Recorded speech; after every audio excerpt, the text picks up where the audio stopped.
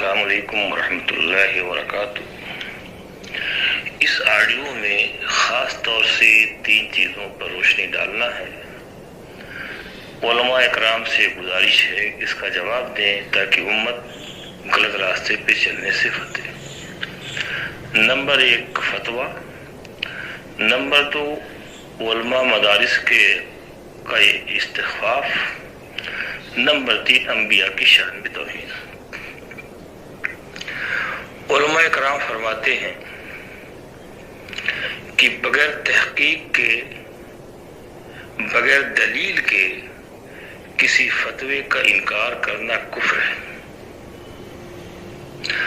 ظاہر ہے جب کفر ہو جائے گا، آدمی ایمان سے باہر ہو جائے گا تو اس کے لیے تجدید ایمان اور تجدید نکاح دونوں ضروری ہوگا۔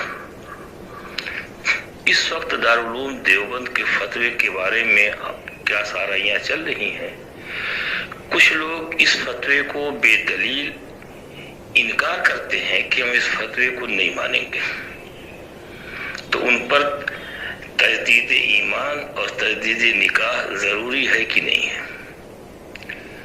بعض لوگ دیوبند کے فتوے کے بارے میں کہتے ہیں کہ جیسے استفتاء پوچھا جائے گا ویسے ہی فتویٰ دیا جائے گا۔ بات بالکل صحیح ہے، لیکن دیوبند سے کس نے فتویٰ پوچھا، ذرا صحیح بتائیے۔ اس فتوے کے بارے میں دارالعلوم دیوبند نے اپنے پہلے پیج پہ لکھ دیا ہے کہ پڑوس کے علماء اور ہندوستان کے مختلف حصوں میں دارالفتاؤں میں یہ فتویٰ پوچھا گیا ہے۔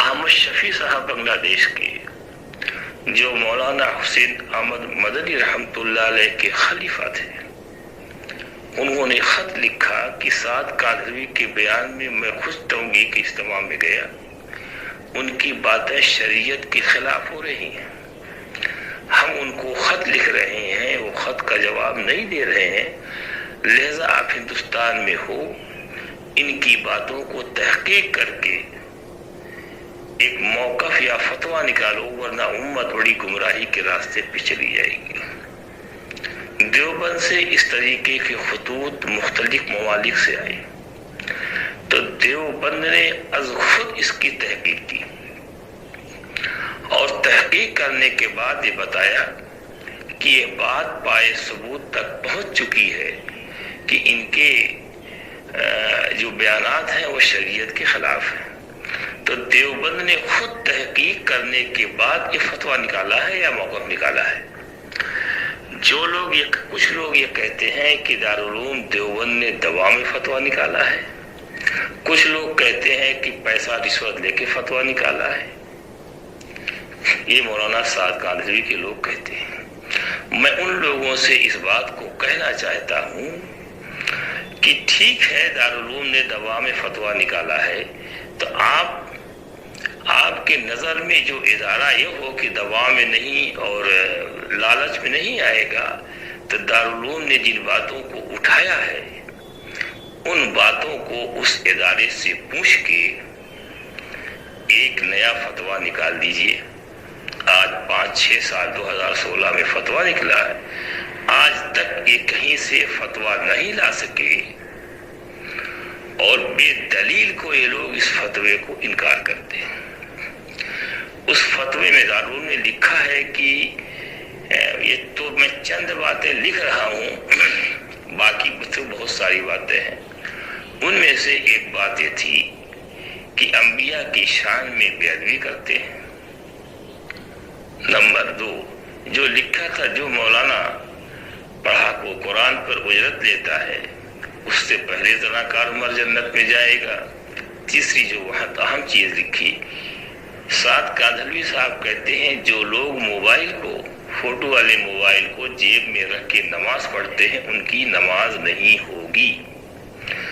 تو دوسرے کی تو ہو جائے گی، لیکن امیر صاحب کا یہ حکم ہے نہیں ہوگی، تو کیا سعد کاندھلوی کے لوگ، جو لوگ اینڈرائیڈ موبائل جیب میں رکھ کے نماز پڑھتے ہیں ان کی ہوگی کہ نہیں ہوگی؟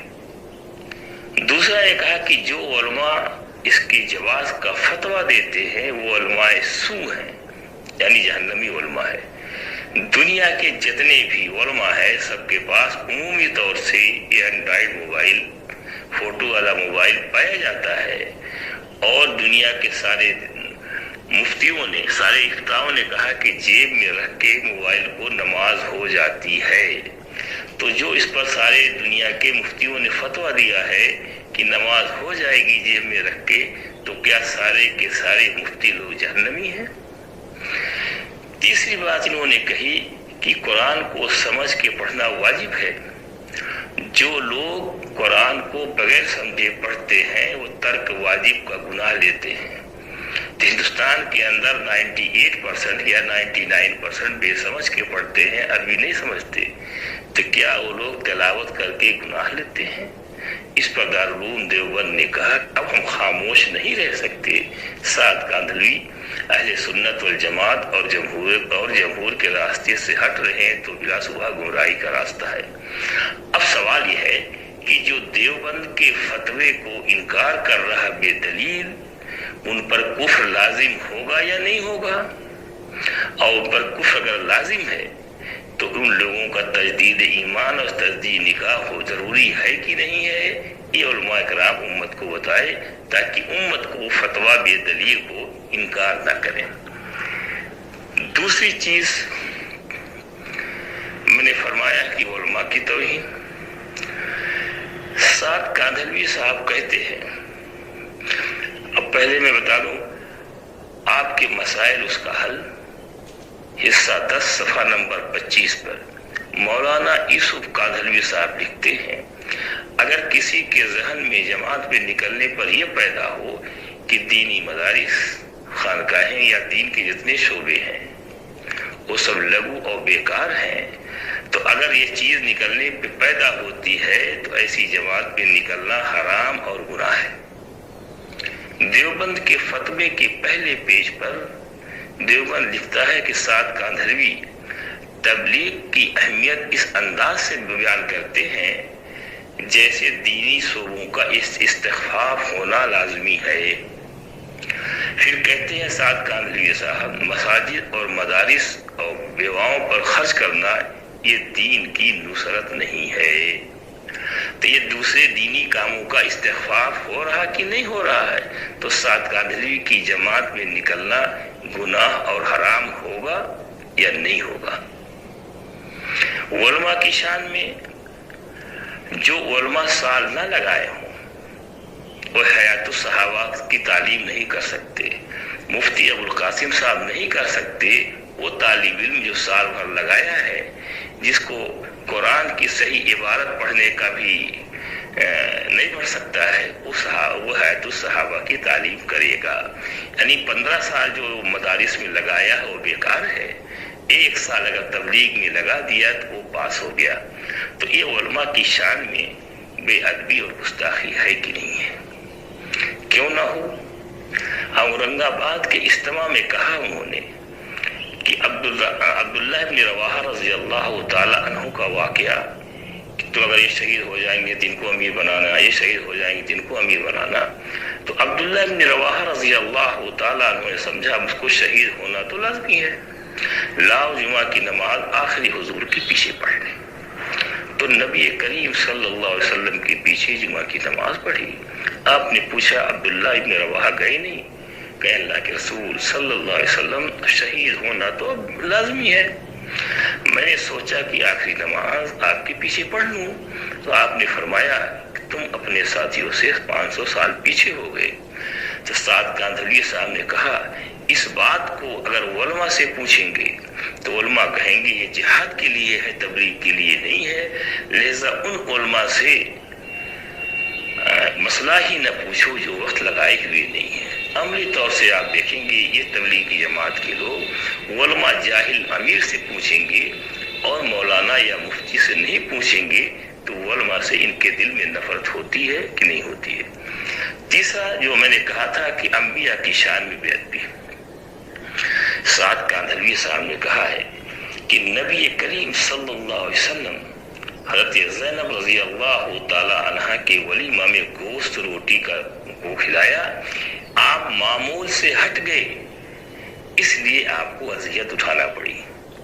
تو اس بات بات کو کہنا کہ حضور معمول سے ہٹ گئے یہ توہین انبیاء ہے یا کہ نہیں؟ جبکہ اللہ تعالیٰ سورہ نجم میں کہتے ہیں کہ جو نبی کرتے ہیں یا کہتے ہیں وہ میری طرف سے کہتے ہیں. تو اس بات کو نبی کریم صلی اللہ علیہ وسلم کے بارے میں کہنا کہ آپ گوشت روٹی کا کھلا کے ولیمہ میں معمول سے ہٹ گئے اس لیے اذیت اٹھانا پڑے.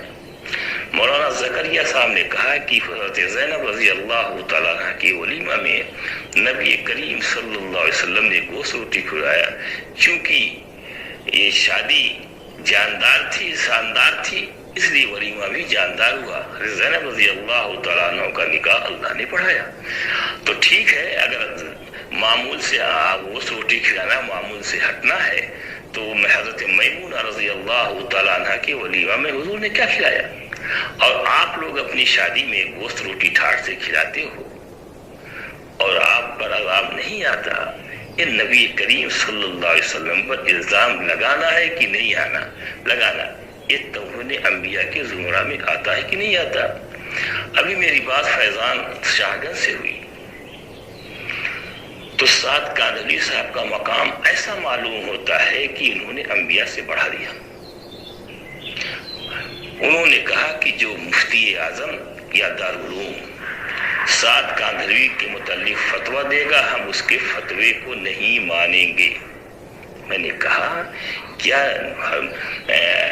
سعد کاندھلوی کا مقام نبی کے برابر ہو گیا ہے؟ نبی معصوم ہوتے ہیں، ان سے خطا نہیں ہوتی؟ انہوں نے کہا ہاں نبی سے خطا ہوتی ہے، نبی کریم صلی اللہ علیہ وسلم سے خطا ہوئی، غلطی ہوئی، یعنی سعد کاندھلوی سے غلطی نہیں ہوئی اور نبی کریم صلی اللہ علیہ وسلم سے غلطی ہوئی. یہ کبھی نہیں کہا کہ سعد کاندھلوی اگر غلط کریں گے ہم ان کا ساتھ نہیں دیں گے. کہیں مفتی اعظم یا دارالعلوم سعد کے خلاف اگر فتویٰ دیتے ہیں تو ہم نہیں مانیں گے. میں نے پھر کہا کہ کیا سعد نبی ہو گئے ہیں جن سے غلطی نہ ہو؟ انہوں نے کہا حضور کرم صلی اللہ علیہ وسلم سے غلطی ہوئی. یہ کبھی نہیں کہا کہ سعد سے غلطی ہوئی. اب سوال ہے کہ جس جماعت میں نکلنے سے یہ نظریات پیدا ہو تو اس جماعت میں جانا چاہیے یا نہیں چاہیے؟ اور جو فتوے کا انکار کر رہا ہے اس کا نکاح اور ایمان کی تجدید کرنی ہے یا نہیں کرنی ہے؟ اس وقت بہت سارے لوگ اس مسئلے میں پھنسے ہوئے ہیں. لہذا علماء کرام سے گزارش ہے کہ وضاحت فرما دیجیے جو بغیر دلیل فتوے کا انکار کرے گا وہ کفر ہوگا. اگر کفر ہو گیا تو آدمی کی بیوی اس کے نکاح سے نکل گئی، اس کے لیے تجدید ایمان اور تجدید نکاح ضروری ہے. لہذا آپ علماء کرام اس کو وضاحت فرما دیں.